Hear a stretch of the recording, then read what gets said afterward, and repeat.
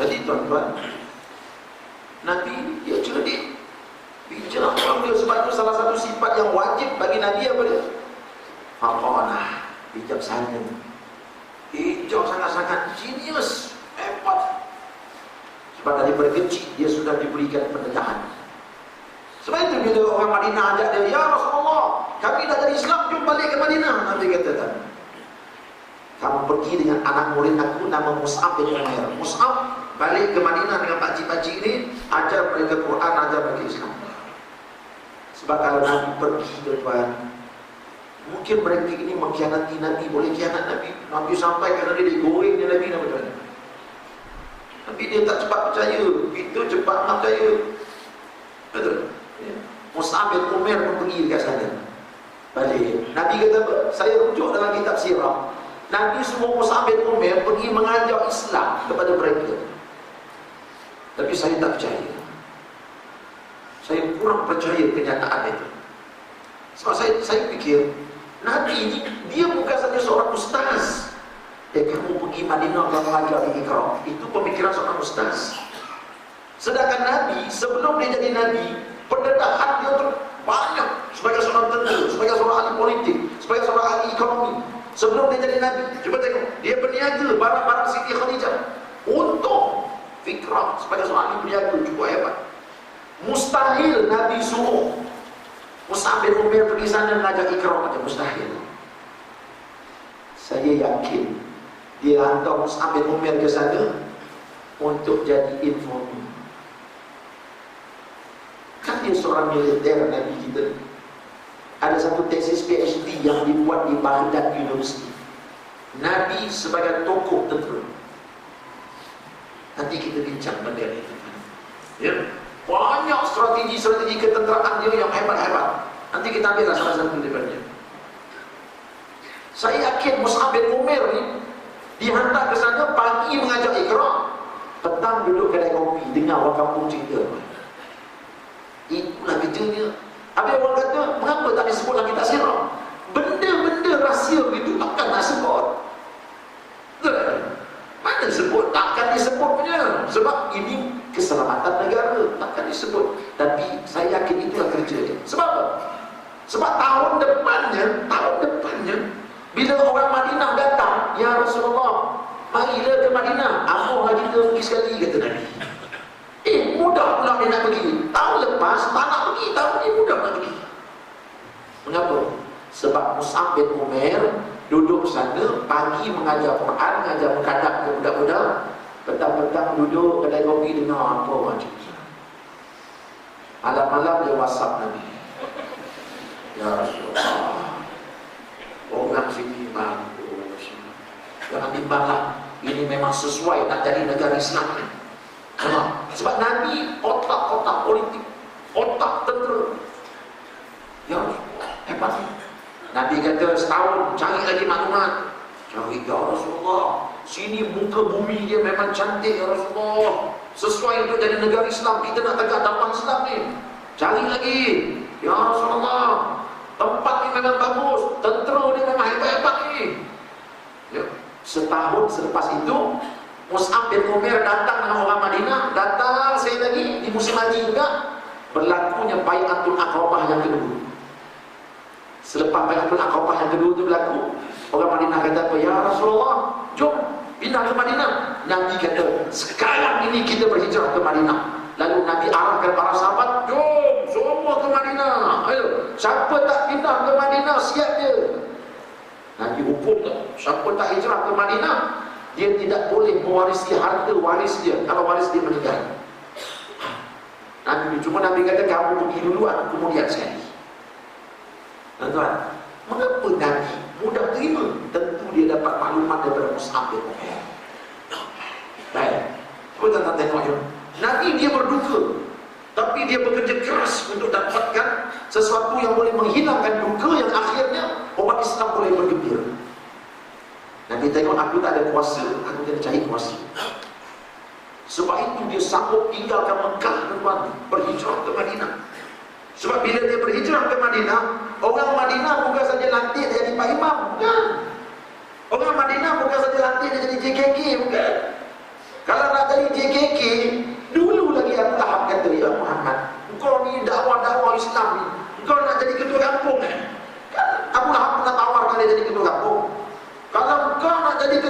kampung ya Muhammad, kami lantik kau. Tak ada keputusan yang kami buat, mereka akan tanya kau dulu. Nabi tak ada. Kenapa? Atas ketua kampung ni ada DO. Kalau ada kuasa ketua kampung. Orang DO atas tu, atas DO pula. Oh ya, ada banyak orang lagi. Last sekali PM. Apalah ada ketua kampung tu, sekadar orang sunat je pergi.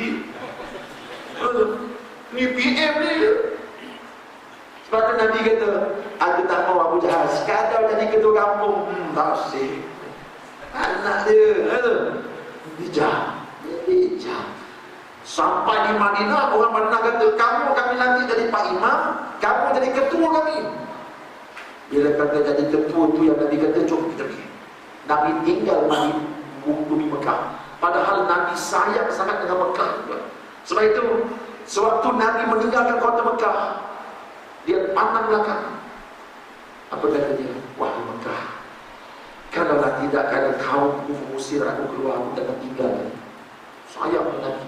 Para sahabat Sayyidina Ali bila sampai ke Mekah Madinah, demam dia lepas 2 minggu, rindu ke Mekah. Sayang. Tapi mengapa Nabi rela tinggal ke Mekah? Karena di sana Nabi dapat sesuatu yang boleh mengakhirkan kedukaan hatinya dan kedukaan hati orang Islam. Apa dia? Bila Nabi dapat negara Islam. Apa itu? Tuan-tuan tak gembira kalau dapat negara Islam? Kita boleh masjid Islam pun dah gembira, betul tak? Dulu masjid kita dulu nak buat program tak lagi, ya tu. Ya, dalam masyarakat agung kita ada 3 juta, dia pun ketahu. Program tak ada.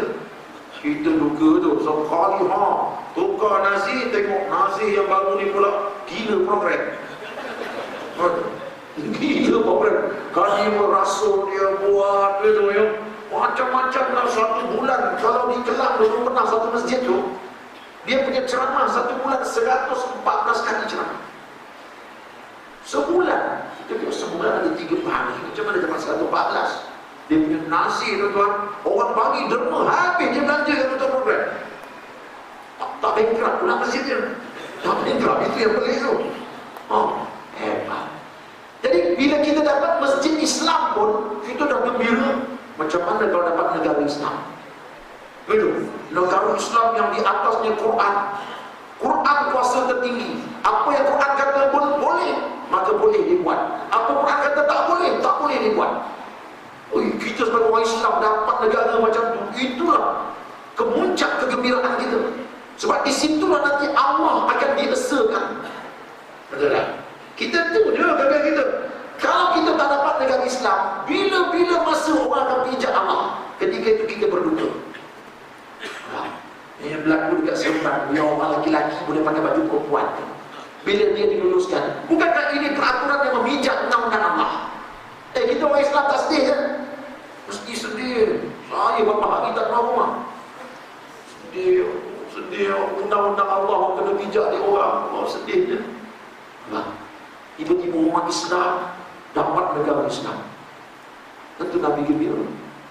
Tapi Nabi nak tegakkan negara Islam ni, dia cuba teliti tuan. Sebab dia nak mengakhirkan kedukaan umatnya.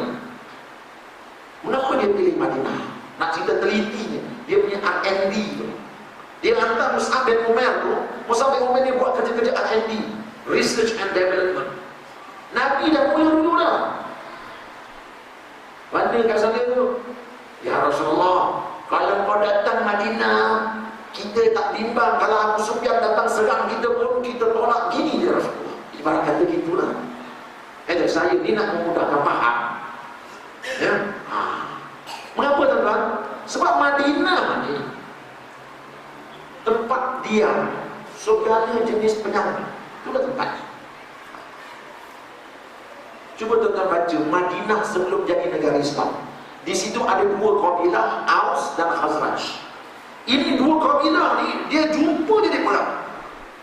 Macam kita dekat Perak tu, Kihim dengan Haisan. Kalau di Sepang ni siapa dengan siapa? Saya tak tahu, saya tak duduk Sepang. Mana kalau jumpa saja perang.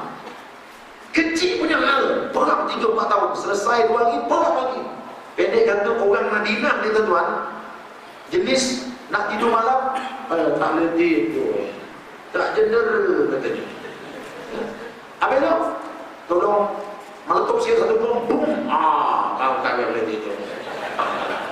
Ibaratnya begitu orang Madinah ni, orang yang ahli peperangan.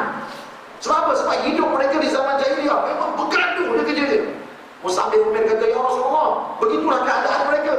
Nabi kata, kalau begitu sesuai dijadikan negara Islam untuk kita akhiri duka cita kita. Sebab apa?